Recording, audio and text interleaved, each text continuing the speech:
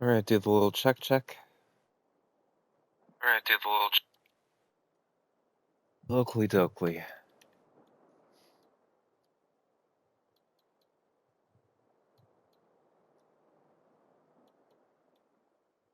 That I'm playing a quiet game. Oakley dokley girls and blokelies. Hello and good evening, it's a boy named Sue. Coming at you live straight from Baked Potato. Gonna finish out the night tonight with a little bit of Disco Elysium. I was getting a little frustrated with Liza P. Black Rabbit, Brotherhood, or whatever. So we'll just, finish out the night with a little chill game. It's the beginning of the second day. It's my second playthrough of the game. Go downstairs. We'll see what Kim wants to do. It's like the Hardy Boys are here. Probably talk to them.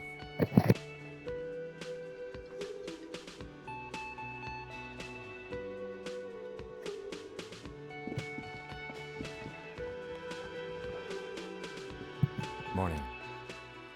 Gives you a quick nod. Looks like we can get to work at once. The Union muscle turned up. They look rowdy. We should talk to them. He points to the mess hall doors.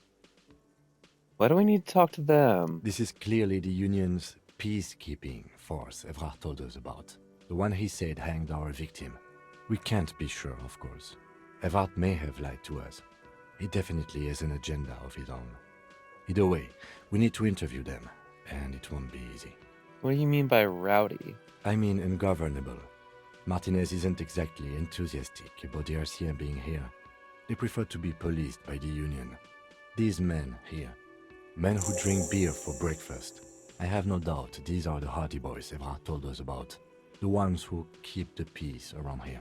And the big one must be Hardy himself. He squints his eyes, studying the men in the mess hall. Are these the men that Gart told us about yesterday? I completely forgot. Sorry, I had a rough night's sleep. It's them by the looks of it. Loud and nasty, just like the manager said.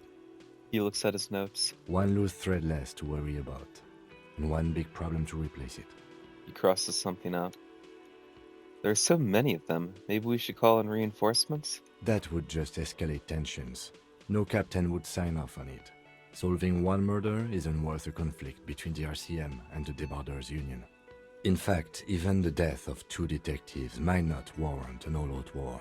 So let's keep a cool head, okay? He's not exaggerating about that mortal danger, just calmly factoring it in. Your fists clench and your pulse rises uncomfortably. Let's roll.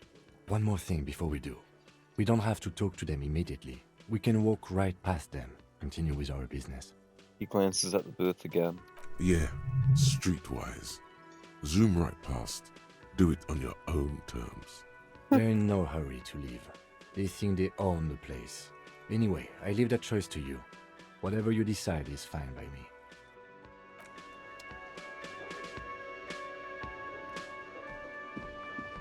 Can I help you?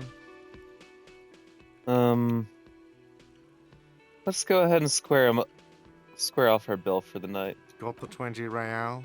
Yeah. Good. You got the room for the night, but remember, you'll need another 20 real tomorrow. How could anyone forget, asshole? Goodbye.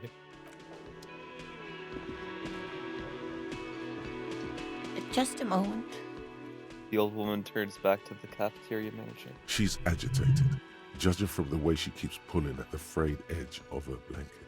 And there's no public phones nearby? The closest phone booth is down the coast. Sorry for the inconvenience, ma'am. Cafeteria manager appears genuinely apologetic. It's fine, I understand. Thank you anyway. I'm glad to see you again, dear. She turns back to you with a weary smile.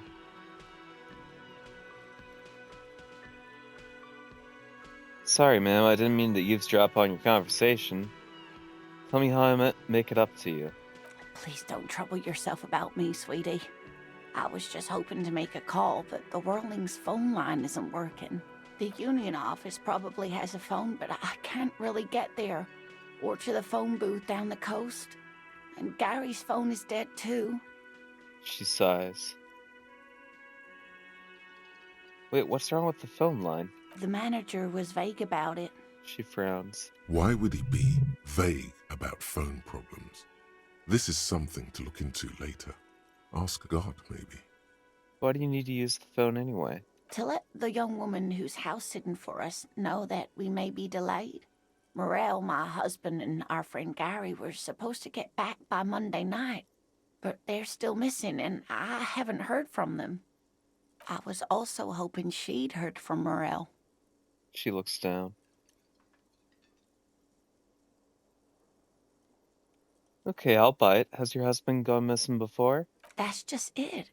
This isn't like him at all. He always plans his expeditions so carefully. A cold breeze hisses through dense thickets of reeds. Something sweet in it, somnolent.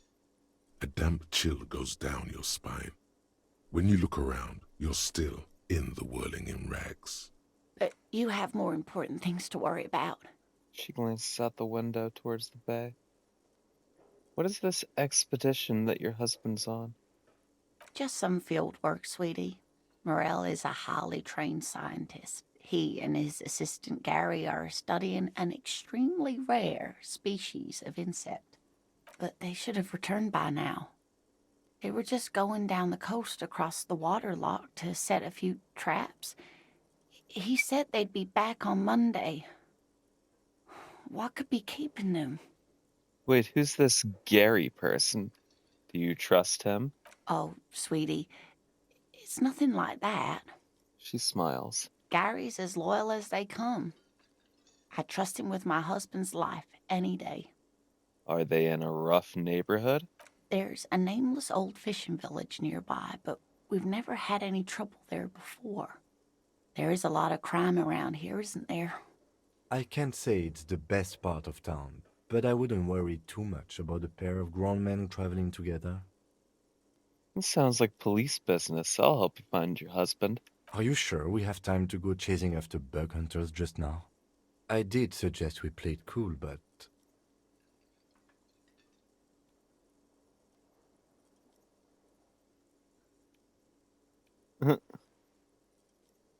I've already given my word. I'm honor-bound to uphold it. If you say so. Oh, thank you, officers. Truly, I'll be right here if you come across any sign of Morel. The water lock on the canal is broken, so your husband is probably just stuck on the other side of the coast. Oh my. What happened to the water lock? Probably just some technical problem. Well, whatever the cause, I'm thankful. To both of you. You've spared me another sleepless night. You're welcome, ma'am. I hate to ask, but if your investigation takes you to the other side of the coast, please do keep an eye out for my husband. And if you see him, let him know Lena is waiting for him here at the Whirling. He gets so tangled up in his work that he may not know the water lock's been repaired. And it's cold out there. If I see him, I'll let him know you're here. When or if I get there. Oh, you're such a dear. Thank you, sweetie. So your husband is some kind of scientist? Oh, yes. A zoologist. A cryptozoologist, to be more precise. What's cryptozoology? It's a pseudoscience that attempts to legitimize research into mythological beasts and urban legends. Lieutenant sounds unimpressed. That's one opinion, yes. And people are entitled to their opinions. She's used to playing off such insults casually, but they still affect her. My apologies, ma'am. I did not mean to undermine your hobby. It's not a hobby, dear. It's a subfield of zoology, one specializing in animal species that are so exceedingly rare that many assume them to be extinct or even fictitious. Searching for such species called cryptids is difficult and often thankless, and frankly, many scientists are too lazy to do it. Universities these days are rarely interested in supporting real research. Tell me more about Morel. Looks, character, relationship. Oh dear, I'm not sure where to begin. What does your husband look like? Well, His expression is slightly grumpy, but his eyes are always bright and curious, like a small boy's. And his palms are quite coarse from all the field work, but he's quite gentle. Okay, let's try again. If I were trying to meet him on the street, what would I look for? Oh, well, he's a bit shorter than you, but with a larger frame, and he has longish white hair, usually a bit uncombed. You might say wild, even. The lieutenant pulls out his notebook and begins jotting down the woman's description. One other thing, he'll likely have all kinds of field gear on him, even if he's not out in the reeds, just in case. How long have you been married? We'll be celebrating our 16th anniversary this autumn. Not the most numerically satisfying anniversary, but I like the less obvious milestones even more somehow. Her smile is soft. How did the two of you meet? Via dating agency, I'm ashamed to say. I was looking to get back into the scene after recovering from my accident. And he'd just divorced. We hit it off, and, well, here we are. She smiles wistfully. She's skipping over some important parts. Perhaps you'll find out more later. Alright. I hope I've been useful. Tell me more about this rare insect your husband's looking for. Oh, sweetie, it's fascinating. But I shouldn't bore you with entomological minutiae. She catches herself. The lieutenant gives you a sideways glance. No, I want to hear about the bug. Well, it's a phasmid, technically, but She hesitates. where other phasmids imitate sticks or leaves, this one's a living reed. It disguises itself among the reeds here on the Insulindian coast.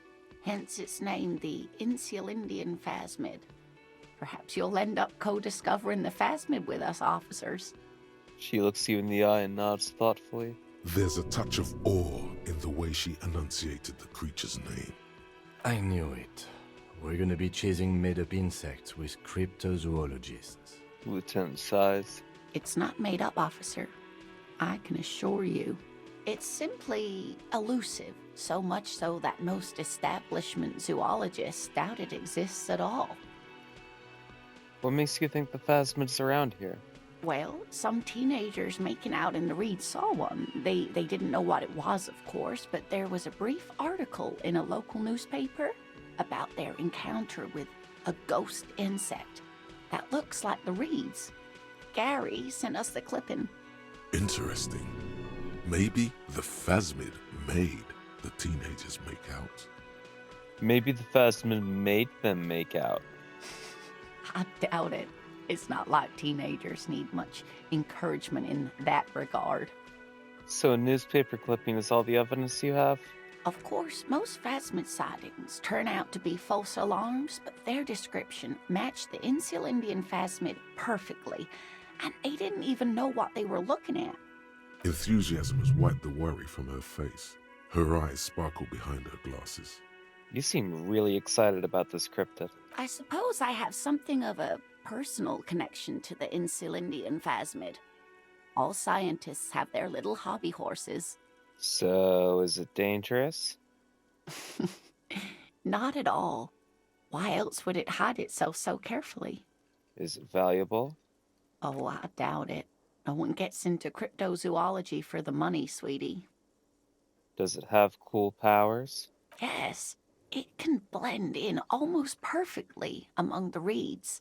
It's how it's stayed hidden all these years. Centuries, even. Her face lights up at the thought of it. Okay, what's so special about this stick bug, then? Oh dear. I'm afraid I'm not explaining this very well. It is very special. The woman's face flushes with embarrassment.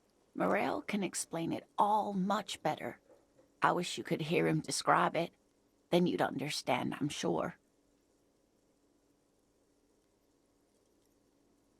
Maybe you could convince her to tell you about some cool cryptids? You're an enthusiastic idiot, but you're still an idiot. I want to know everything about cryptids. Living cryptids, extinct cryptids, marine cryptids, land cryptids. Bring it on. I want to know everything about the cryptids. We don't have time for Cryptozoology 101. Let's get back to work, shall we? Fuck you, Kim.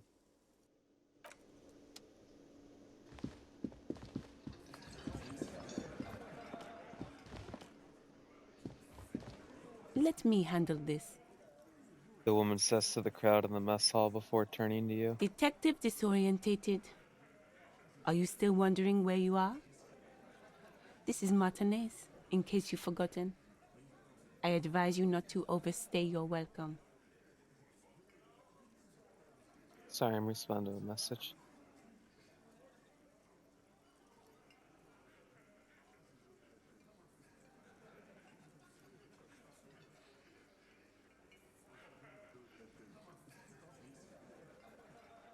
You lied to me. You're not a gardener.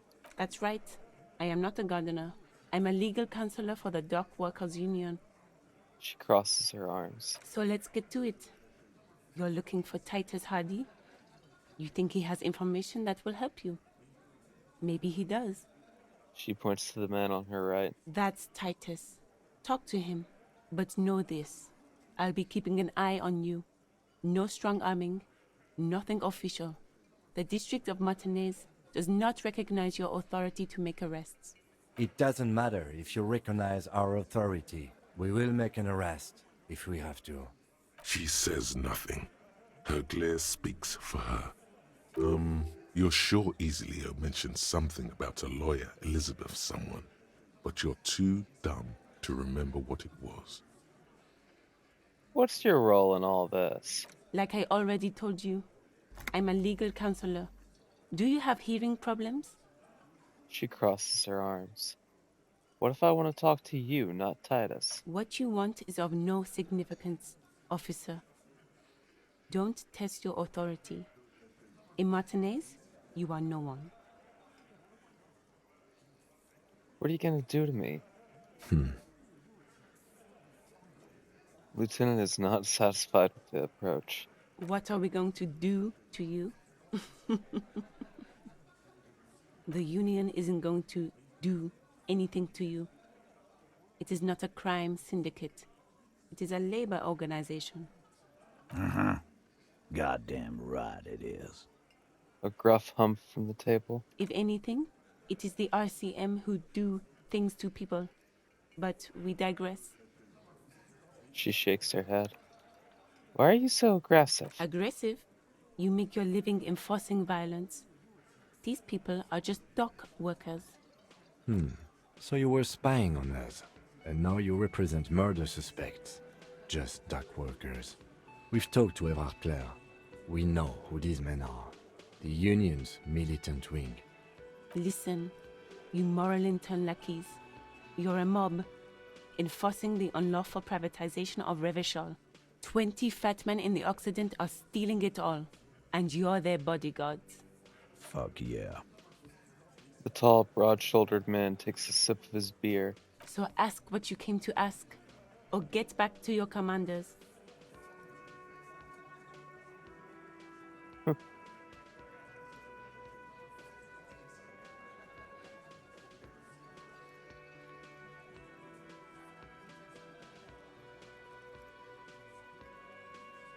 I like that. Good start. Let's take it a step further. Armed uprising. What are the Union's plans? Look, a comedian. Do your job, ask your questions, then get out of Martinez. Strange. It's as if people don't believe a cop could be a socialist revolutionary. I should talk to Titus then. Hey, psst. Who, me? Yes, you. Word on the street is you're ready to start building communism again. Again? Yes, you're ready to start building communism again. You've built it before. They've built it before. Hasn't really worked out yet. But neither has love. Should we just stop building love, too? Love has really worked out really well for me. I'm a love winner. Good. We need tender men like you building gargantuan communism. Word on the street is it's going to be 10,000 times larger than any communism previously attempted by human beings. Is that right? How come there's word on the street? You keep saying things like, down with the bourgeoisie, eat the rich, sodomize the landowners, impale all people who have more than 25 real in their pocket, literally murder all human beings regardless of their political beliefs. That kind of stuff. Alright, that sounds like me. Funky style. Very funky. So tell me, do you have any questions before we fire up the big communism builder? Or do we get right down to it? Wait, first, what's this communism even about? Failure. It's about failure. Failure? Yes, abject failure. Total, irreversible defeat on all fronts. Absolutely vanquished, beaten, curb-stomped and pissed on. Until you came along. You will reverse the fortune of the workers of the world.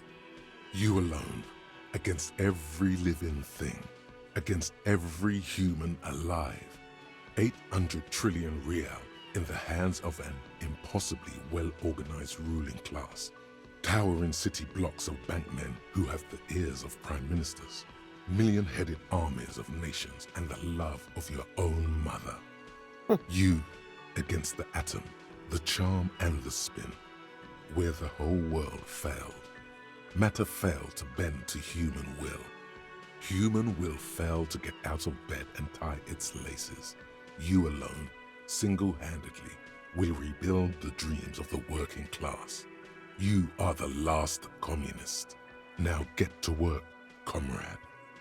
Alright, roll up your sleeves and start building that communism. Oh yeah, get the firing squads and the animal wagons ready. Wait, what? Firing squads? You didn't say anything about those. Too late to back out now. You can't make an omelette without breaking a few million eggs. Alright, roll up your sleeves and roll up your sleeves further and breathe in the pristine air. Alright. Do we have a free... We do not have a free slot, but we can unlock one. People think communism was some crazy idea that had its comeuppance 40 years ago. A fever that shook the world, never to return again. They were right. Until he woke up today. A spiritual corpse responsive only to the call of Commodore Red, prostitutes, and Krasmazov. For him, communism is still a thing. He will single-handedly raise the commune of O2 from the oceanic trench where it has been resting, covered in ghosts and seaweed. He is the big communism builder. Come, witness his attempt to rebuild communism in the year 51.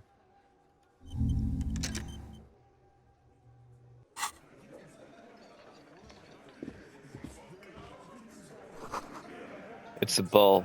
There's spit in it, reeking of tobacco. See hawthorn bushes outside. Photos of men in overalls, toting guns and Union placards. 50 cents.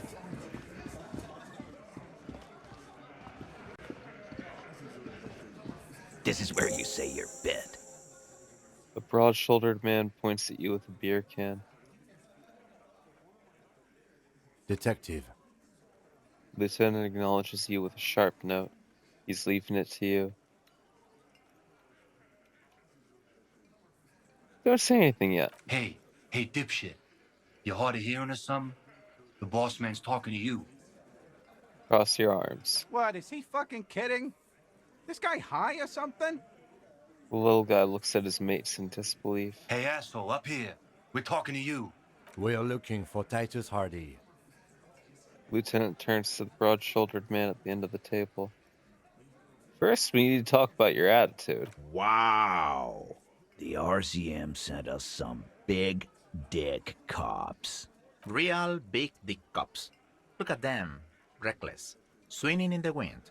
Yeah, look at the big dick on that cop. Can't tell a dick that big what to do. Must be something in the water in Jamrock. He says thoughtfully. Yeah, gave him real nice big dicks. Yeah. Anyways, He wraps it up. You might want to start asking your questions now. It's not going to get better than this.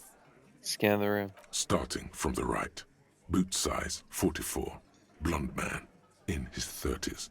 Overbearingly masculine. Sitting on his right. Standard working boots. Size 45 or 46. Eldest in the room. Probably mid-50s.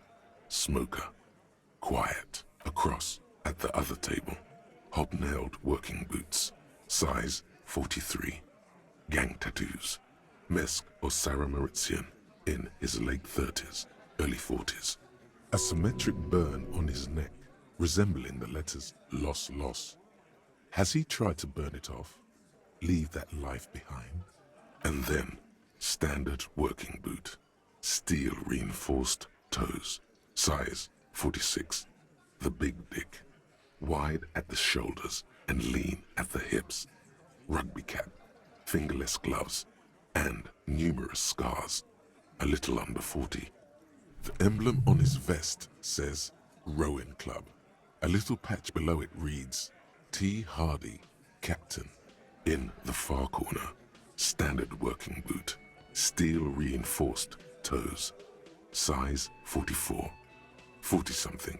Non-alcoholic beverage in hand. You squint. Is that a plectrum? Where? On his neck. Forget it. It's not important. Let's call this one the musician. And the little guy? Size 41, with the light step. Not a child, after all. An older man with a rat face, mean, watery eyes, and 2 front teeth missing. In the middle, heaving and wheezing. Big guy. Boot size 46, deep marks. Probably carried the victim over. He, alone, is 130 kilos. Add the man in armor, and you could easily exceed 220. In conclusion, these 7 are the actors on the crime scene. The footprints were theirs, but there's a discrepancy. One of them is missing. The odd soul. Exactly. You've stood there for about 4 seconds, not saying anything. Hit them with questions. Where's the 8th Hardy? The fuck is with you, fella? Found it. Okay, you know what? Man hanging in the backyard. Did you do it? So, you're not just here to swing your big dick. You're here for the pretty boy. A real looker, that one. Stinks like shit, too. He shakes his head. They love him, boss. Spend all day digging around in there. Can't get enough of that pretty boy smell. Funny. But my partner and I have a serious matter to discuss with you. The lieutenant says without a smile. We've spoken to the head of the union. Evrard? Yeah, him. And what did he tell you? That we killed him? That we took a cargo belt from the harbor, went out back, and used it to hang him? Because we did. All of us together. I hope he told the story straight. I hope he told it well. His eyes narrow and he looks you dead in the eye. There's a catch hidden somewhere. He didn't confess so that you could take them all away. It's too simple. But there's a catch. There is no catch. These 7 honest men have all equally come forth to tell you what happened, so that you don't waste any more of your time. You murdered him just like that, no remorse. How many people have you sent to the Shays? Ever felt remorse for them? Or send them to Reunion to rot. For 20 years. For life. He says it as if it were worse than dying.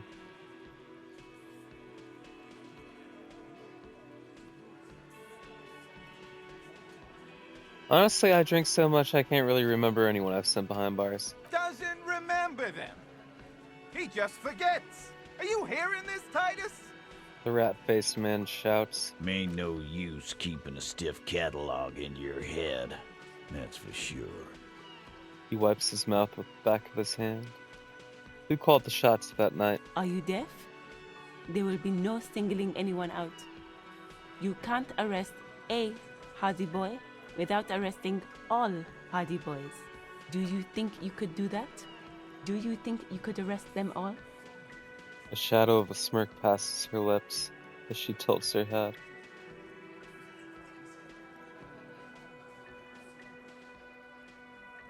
No, but seriously, who calls the shots around here? Who do you fucking think does? He sounds more amused than angry. I thought she did. It wasn't a question, dickwad. How fucking stupid are you? This asshole is worse than... Titus runs the Hardy Boys, genius. That's why we're called the Hardy Boys.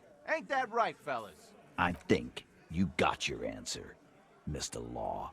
Yes, there are some administrative differences. But on that night, they all acted as one man. When did this hanging incident occur? You don't have to keep answering his questions. The fixer turns to remind Titus. I know, Lizzie. Relax. We killed him last Sunday night. Seemed like a good way to end the week. He takes a sip. How long have you known the victim? Known him? We don't associate with scum like that, asshole. Yeah! Who do you think we are? Quiet.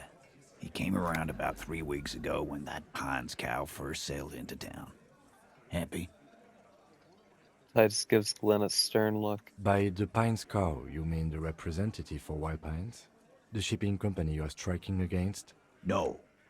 I mean the Pines cow. The stupid-ass cow they sent in to fuck us over. But you know what? He rubs his chin, pretending to mull it over. Why don't you ask her about the pretty boy? I'm sure she has interesting things to say when you ask her hard enough. That's enough insinuation for today, Titus. Officer, your interview is drawing to an end. Don't waste your last questions. So how does the bullet in his head factor into this? Huh? A sip of beer makes the surprise go down easier. There was a bullet in the dead man's brain. Why was it there if you hanged him? Lieutenant checks his notes. How the fuck do I know? Anyone could have shot him. Target practice, maybe. Another sip. He's tight-lipped suddenly. This line of questioning is over. You got the cause of death already? Hanging. If there's any post-mortem trauma, it's your problem. This will not turn into a cross-examination. Why did you kill him? Why? 'Cause he was worthless mercenary scum. And he stepped out alive in my town. So he was a mercenary? That's it? And he stepped out of line. He repeats, jaw clamped shut like a vice. What kind of mercenary? The kind that shows up when you start a strike. The experienced kind, too. Had Cohoy and Semenine written all over him. Ex-Oranese Special Forces. A live grenade. Right here in our bar. I can't prove it, but I know he was sent by the Wild Pines. They hire merc shit like that. Story of every strike from here to Samara.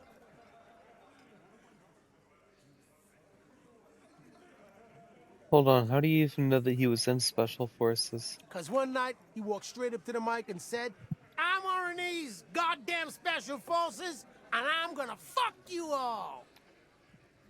Really? Yeah, really. Had a gin and tonic up there, sang some Oranese paratrooper song, and said he's gonna fuck everyone. We couldn't believe it either, but he fucking did, right there. Like some kind of animal. Right, but what did he actually do wrong? Wrong? He harassed women, raped one, harassed workers, threatened to kill some as a warning. He wipes spittle from his mouth. To kill us all, if we don't open the gates, if we don't let the scabs in, if we don't bend over. And that was before he started coming here. Yeah, he said it was his favorite joint now. Started coming here every night. Drinking, grabbing girls, Grab one of ours mid-karaoke, right there on the stage. He grabbed someone? The lieutenant is trying to make sense of this flood of information. Yeah.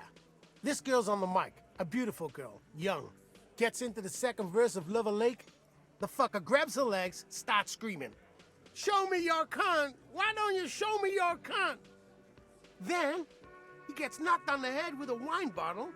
Doesn't even fall down.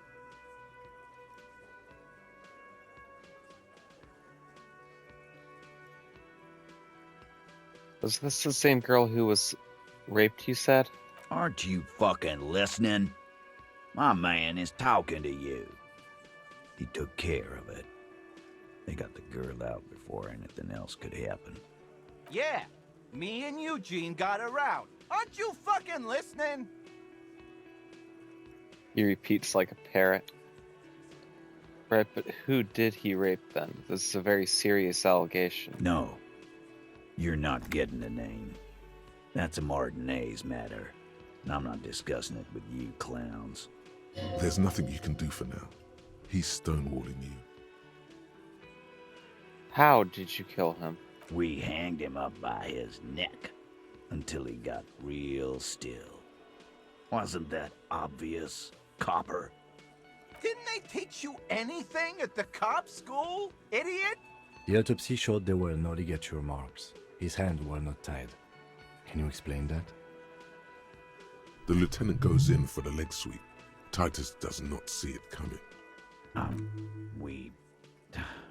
Look, I'm not gonna play 20 questions with you, Capo. I'll say it again. We killed him. Yeah, I knocked him out. Came up behind him and clubbed him in the back of the head. He went down like a sack of sand. That's right, lawman. And then we hanged the fuck.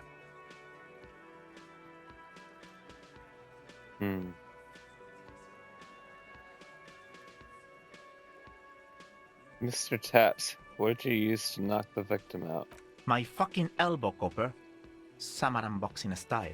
And where did all this action take place? Right fucking here. Eugene already told you that the fuck had started coming to our bar. Yeah, man. Weren't you listening?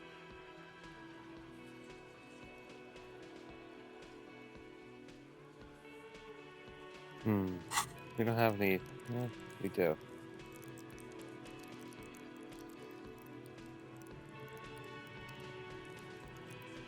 I really want to pass it, so we'll level it up.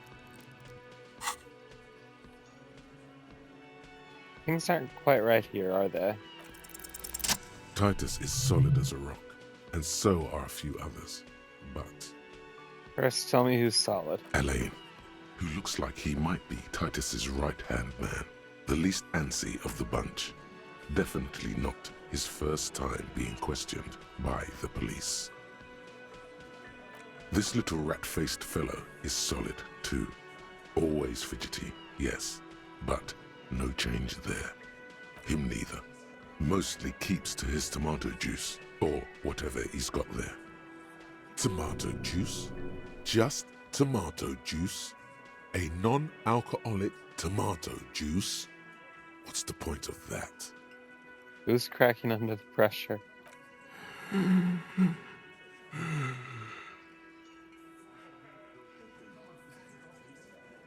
This one. He's sweating profusely and has difficulty breathing.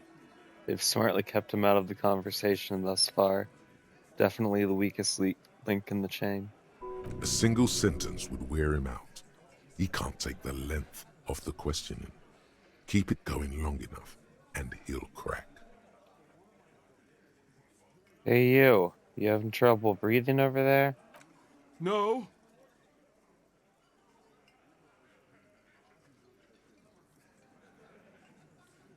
Of course he's having trouble breathing. Just look at how fucking fat he is. The man next to the big guy bursts out laughing. Fuck off, Shanky. Angus is a powerful guy. All muscle. Keep your eye on this powerful guy. Sooner or later, he's going to break like a piece of twig. There's something you're not telling me. And fuck you, too, Copper. picking on Angus like this. We're done with this schoolyard shit. And just so you know, he doesn't have trouble breathing. This one is a stone wall. You won't get more out of them about the night of the murder. Not yet. Right, I have other questions. Like what, Copper? Why don't I just arrest you? Yeah, lawman. Why don't you? He takes a step closer as well, fixing his ball cap. Not in the arresting mood? His mean little eyes come alive with hatred. A fearful readiness, like an electrical charge, raises hairs in the room. By your side, the lieutenant keeps his hand away from his holster. You hear the nylon of his coat hiss as he steps closer. While the little rat-faced man reaches into his sleeve, there's a knife in there. Some of the others reach for their belts. Their eyes are light. Easy now. Let's just talk. Wise move. You made the right choice there. Now make another one and get the fuck out of our booth. We're not gonna do this again. He leans back against the table. So what are we gonna do now? Nothing. Your investigation here is done. Leave Martinez, go back to your stations where you belong. Her reply comes sharp. I think we're going to stick around, thanks. Some things don't add up here, Titus. Lieutenant closes his notebook. I've done this job for long enough to know that people don't just confess to first-degree murder. Even if it is a group responsibility. We're going to look into this. Good luck with that. You've heard everything a rent-a-cop is gonna hear from us. Real law officials. You're lucky you didn't get a beating. He still haven't explained the bullet I found in the hangman's head. You still on about that bullet? A bullet in a hangman's head. You're right, Copper. That is mighty curious. Indeed, mighty. How did it get there? Lieutenant's fixed on Titus. Well, there are so many bullets in the world, and so many heads. He gives you an indulgent look. I guess it's only logical. At some point, one of them bullets had to end up in one of them heads. It's bound to happen again, you know? Just statistically speaking, of course. Taps on his right temple.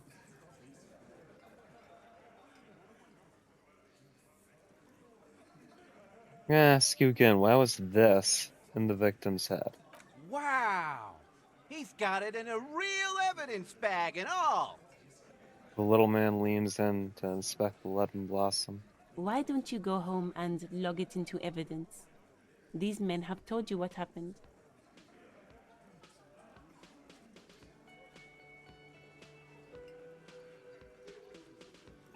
I think the hanging was a cover-up for the shooting. You know what I think? I think he was shot in the head as a kid, and his brain grew around the bullet.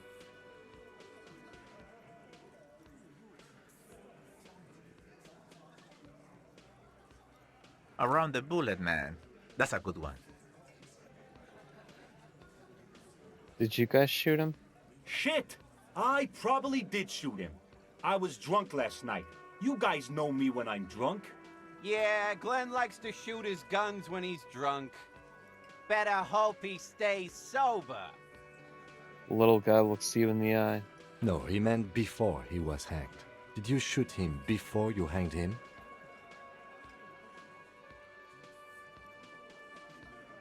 Before? After? During? This is getting ridiculous. They told you what happened. Stop wasting your time. Alright, don't worry, we'll figure this out sooner or later. Never been worried in my life, lawman. Told you already, I spoke to Everett and he said you'd cooperate. Oh, so you went and talked to my mommy, and now she's making me play with you. Is that it, lawman? And what's gonna happen if we don't? You're gonna go and tell on us? Why don't you push me some more and find out, Gimp? You can gonna let him talk to me like that, Titus? He turns his eyes full of hurt to the big man. Let's see.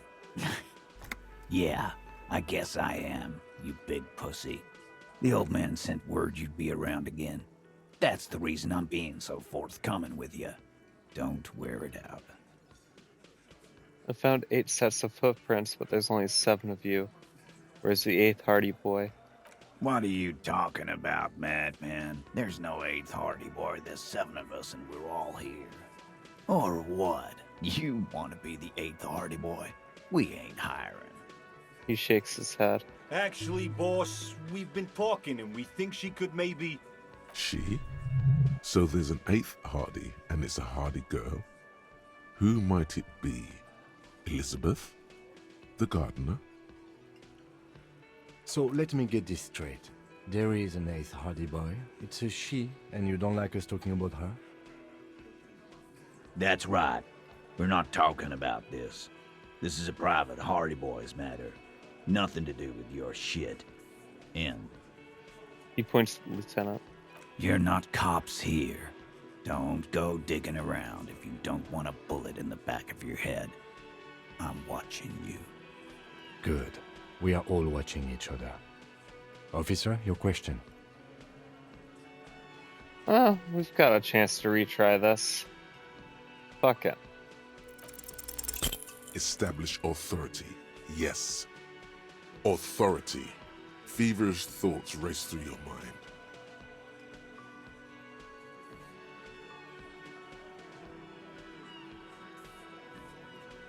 Kim, I need your gun. Why? This is not what he thinks it is. This is a great idea. I'm afraid it's not what you think it is either. What? Who? Me? What is it? Yes. You. Stop talking out loud. You sound like you're unraveling. Everybody calm down. This is only a demonstration. Kim, the gun, please. What in the name of fuck are you doing? But I don't want to give you my gun. Not after the last time. The lieutenant looks worried. He whispers. The fuck is happening, Titus? What are they whispering about? Easy, Shanks. I want to see where this is going. I'm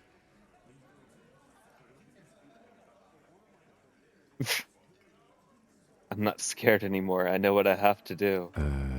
And what is that? Trust me, Kim, I am merely flesh. Merely what? He doesn't catch that last word. A brief moment passes in silence, and then... The pressure in the room grows to a boiling point. Be careful. It's loaded. He unholsters and gives you his firearm. It feels oddly light and buzzing in your hand like a funny toy. Good. Now put it in your mouth.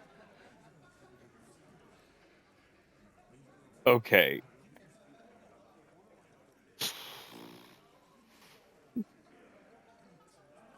Put it in his mouth.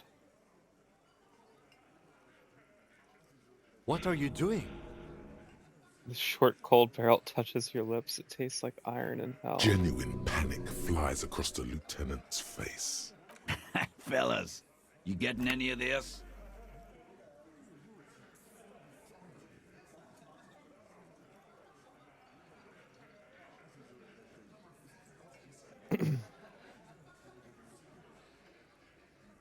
You will never forget what happens in 5 seconds if you don't respect me. Fellas, the cop is really threatening to off himself. This is insane. No, that is not what is happening. This show is unnecessary. Give me my gun, now. You better get ready to fucking respect me in 5, 4, 3... He's not gonna off himself. Come on. No. He'll do it. Go ahead, son. 3, 2. Kisses, kisses, kisses. No. Give it to Lieutenant Kitsuragi. It's not too late. You can still spin this as some kind of tactic. There will be no spinning. Do the honest thing. Pull the trigger. These are my thoughts. This is my head. What in the name of motherfuck? He looks closer, squinting at you. Acidic taste on your lips. Corrosive. Once as a child, you put your tongue against the rail. It was winter. That was a long time ago. The fuck is he saying? Some insane shit. Nothing. Give me the gun.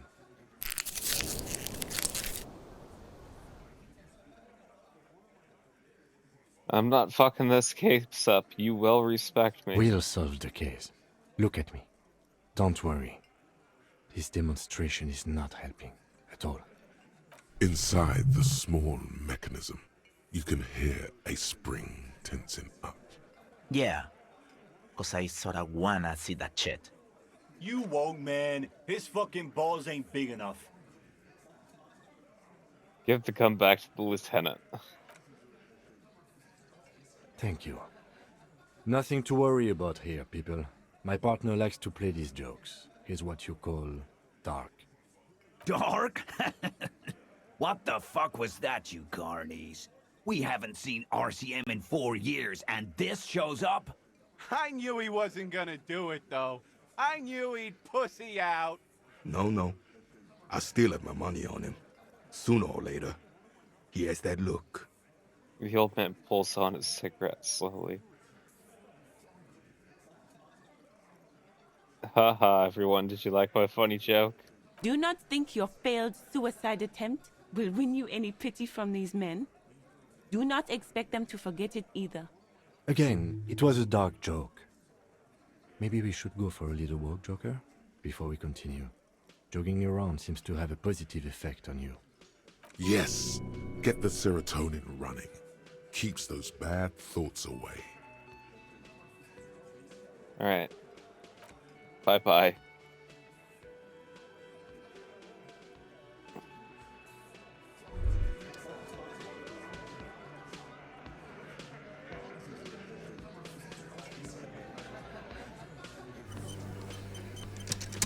Sounds like you're the suicide cop, with his finger on the eject button, ready to let go of this life. But guess what? You idiot. You don't have a gun or any bullets. You've made such a big show out of it too. You feel like everyone basically expects you to do it now. What is this? You're not ready to die. This is garbage.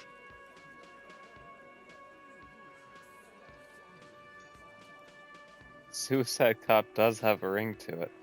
I should think about it, but only a little. Oh yes. It would be so sweet to taste the barrel once more. That sour metal. Maybe there is a way. Not yet, but stick with it. Keep going dark, and it'll finally click.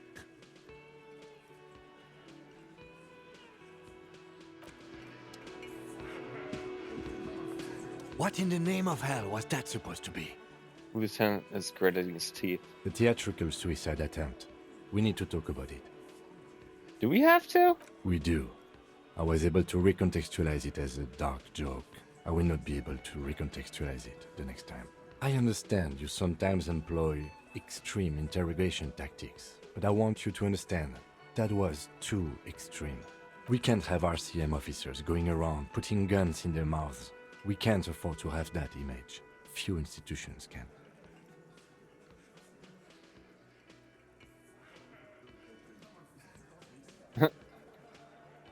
It's going to happen again. I'm going to do it again. I'm going to try it again soon. No, you are not. You are not going to put your gun into your mouth when we interrogate people. That is never going to happen again. Never. Now let's go. He puts his glasses back on and repeats.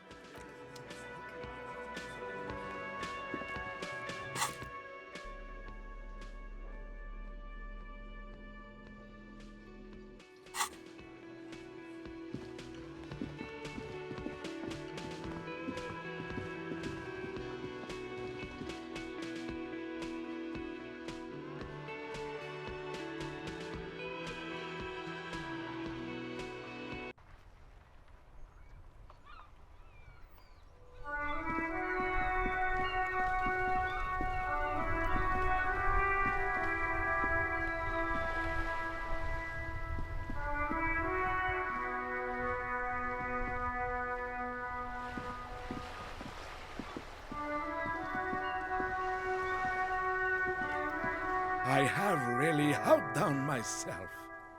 This is divine. He takes a bite out of his sandwich. Yes, that's what you need, Gaston. More padding on that fat arse of yours. I hope your heart gives out. René, it's a little pleasures. Life doesn't need to be a struggle. Hello, officer. How might I be of assistance on this fine day? Looks delicious. Can I have a bite of that? I'm sorry, officer, but I really don't share food. Nothing personal, it's just a principle. The only one you have. Suddenly you realize how hungry you are. The last time you ate must have been God knows when. The sandwich looks like a culinary wonder. Well made and abundant in components. The author sure knew their craft. In addition to the obvious slice of ham, a fat one, you notice a brim of a tomato peeking from below. And is that mayonnaise? Don't be a dick, Gaston. There's plenty for everyone. Believe me, officer, I wish I could help you, but I need this sandwich to keep my blood sugar stable. In my age, you need to pay attention to these things. He's squirming, avoiding your gaze. You can barely hear him.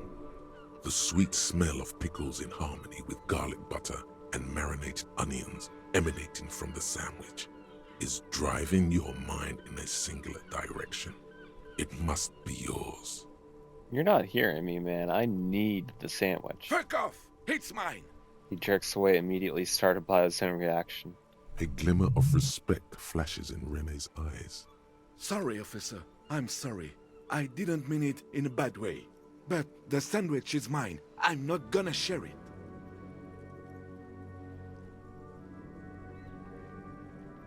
And it's gone. When the dissidents come to rape our country, he hides. But try to get a bite of his dear sandwich and he gets claws? You're a special kind of vermin, Gaston. What do you know about the dead man? Let me think. I heard someone was hanged and left on a tree for a week. But that's all I know, really. Come on, you must have heard something. No, officers, I'm sorry. And I really would like to assist. You are both good guys. I can see that. Then help them, you wimp.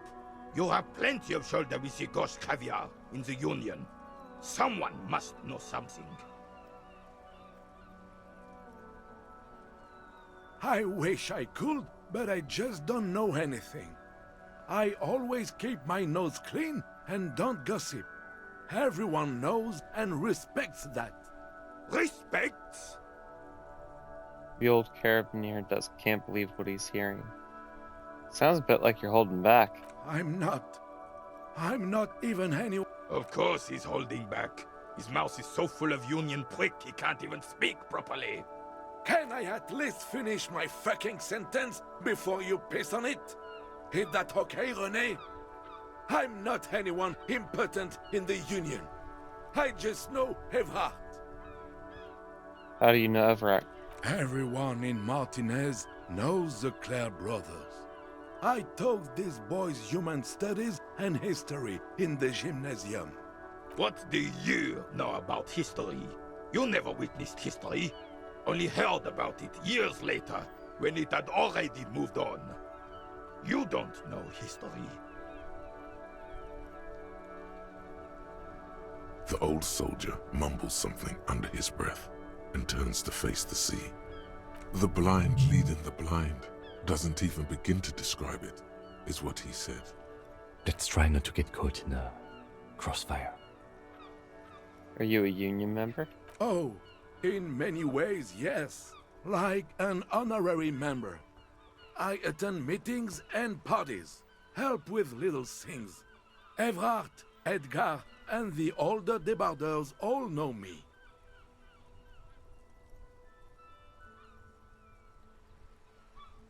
So you're not an actual member? Not in the technical sense. I don't have a vote or a membership card. But Evrard keeps me on the payroll, just for the little things. Of course he's not a member. He's not a member of anything. I knew that. He's a Weathervane. Turns the way the wind blows and tries to look important. I hate the socialist rabble, but even siding with them is better than living your entire life on the fence. Never committing to anything. Pick a damn side already. What are the little things you do for Everett? Writing work mostly. Occasionally, he needs something written, and I happen to have a way with words, people say. What kind of things do you write for him? Oh, nothing official, I assure you. Just essays for the newspapers. About Martinez and how things are and how they could be. Well, he tells his little pen man exactly what to say. It's commie propaganda, plain and simple. You should be ashamed of yourself.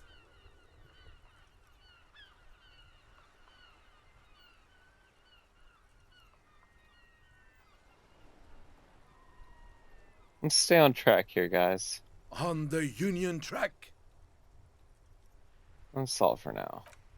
No, thank you. For being consummate professionals. You'll have this case wrapped up in no time. A man so principled about his sandwich calls for a principled approach. Time to get political. I'm already tripping knee-deep in politics, baby. You really do. Now, unleash the fury.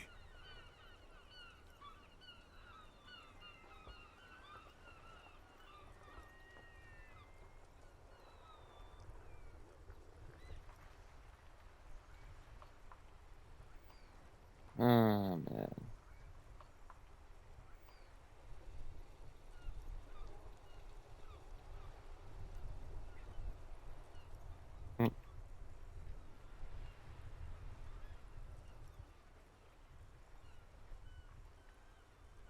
Your blood sandwich is a tool of the oppressors designed to keep the proletariat docile. What? What oppressors? Lieutenant gives you a sharp glance. I am not going to listen to this comic gunnery. He utters through clenched teeth and turns his back to you. Huh? The jelly man is scratching his head in bewilderment. He doesn't understand the situation. Let me ask, comrade, did you make the sandwich yourself? Yes, officer. He proudly displays his culinary miracle. It is magnificent. Oh. Well, still, the overabundance of this sandwich embodies... Or the overabundance that this sandwich embodies is inherently evil. I really don't understand how my sandwich could... He starts but falls silent.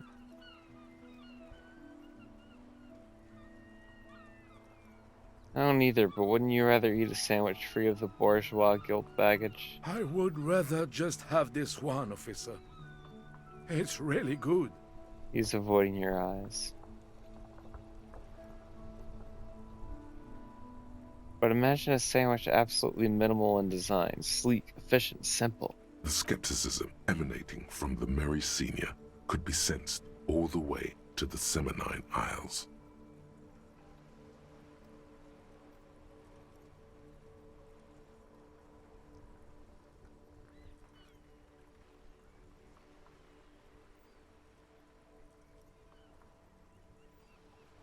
Now turn it upside down. Black bread like a symbol on top. To salute the coal mines our heroes worked. No, everything would fall off. Look, officer, I'm not a miner. I like different tasty food. Fine dining, not coal. Please, just drop it. Alright, we can try again later, maybe. Before we get involved in anything else, I'm just gonna call it for the night. Because conversations in this game can take a very long time. And I want to call before I get too tired. Tomorrow night we'll either do Sifu or Resident Evil 2. Thursday we'll do Resident Evil 2 for sure. Friday will be Elden Ring, Lies P again on Saturday. If there's anybody hanging out in the background, thanks for being here. Hope it was fun, entertaining, relaxing, whatever. Maybe I'll see you again sometime. I hope you have a wonderful night. This has been a boy named Sue, coming at you live straight from Baked Potato, and I'll see you around.